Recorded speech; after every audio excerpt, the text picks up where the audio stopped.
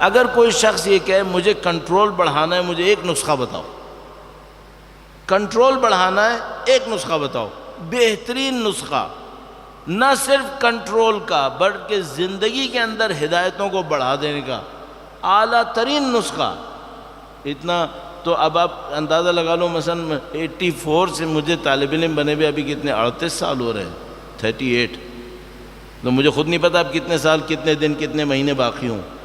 تو اگر مجھ سے کوئی کہے بھائی ان 38 سال میں کوئی ایک نسخہ بتاؤ جس سے میری زندگی کی ہر چیز صحیح ہو جائے، بہت آسان نسخہ، پورے دن میں جو آپ کو ٹائم دینا پڑے گا وہ آدھا گھنٹہ ہے، پورے دن میں آدھا گھنٹہ ٹائم دے کر آپ اپنی زندگی کو الف سے لے کے یا تک منظم کر سکتے ہیں۔ وہ کیا ہے؟ آپ کے پاس موبائلز میں ایپس ہوں گے، ان ایپس میں اذان کا وقت لگا ہوا ہوگا۔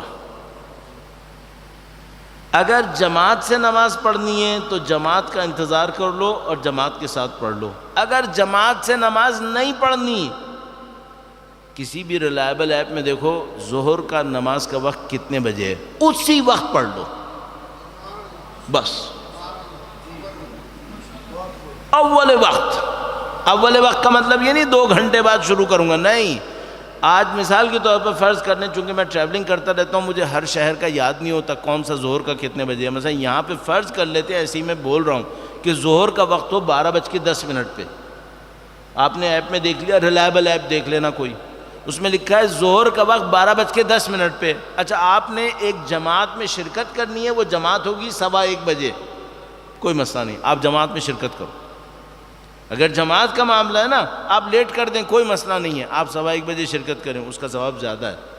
لیکن اگر آپ کو پتہ ہے کہ آپ نے کسی جماعت میں شرکت نہیں کرنی، نماز کا وقت شروع ہو رہا ہے 12:10 پہ، 12:10 پہ شروع کر دو، آپ اذان دو، اذان دینے میں کتنی دیر لگے گی؟ وہ آپ کون سا عبد الباسط کی طرح کھینچ کے اذان دو گے؟ اللہ اکبر اللہ اکبر اللہ اکبر اللہ اکبر اس طرح کر کے اذان دیں گے، 1 منٹ لگ جائے گا۔ اقامہ دے دو، 1 منٹ اور لگ گیا، صحیح ہے۔ اچھا زیادہ تر ہم لوگ جب فرادہ نماز پڑھتے ہیں تو اذان و اقامہ نہیں کہتے، بہت تیر مارا اقامہ کہہ دیتے ہیں، اذان نہیں کہتے۔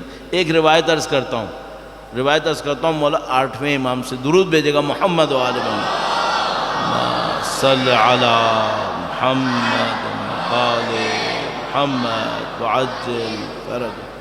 مولا نے فرمایا کہ اگر تم اکیلے بھی نماز پڑھ رہے ہو تو اذان اور اقامہ ضرور دو، اذان و اقامہ ضرور دو۔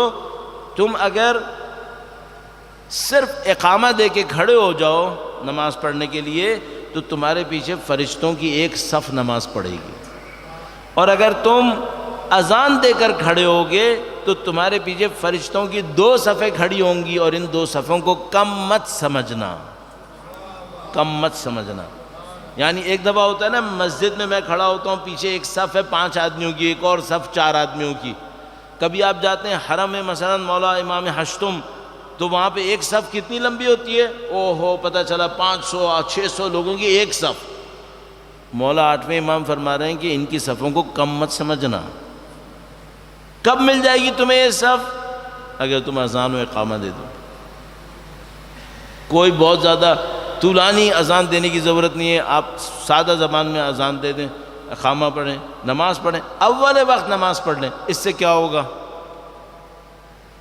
میں جوانوں کو تھوڑا سا ترغیب دلانے کے لیے معذرت چاہتا ہوں اگر کسی کو برا لگے، ابھی بچے اتنے بیچارے پریشان پھر رہے ہیں، ہمارے کیریئر کا کیا ہوگا، کب ہم پڑھائی ختم کریں گے، کب ہماری جابس لگیں گی، کب ہمارا بزنس شروع ہوگا، کب ہماری شادیاں ہوں گی، کب ہمارے ساتھ۔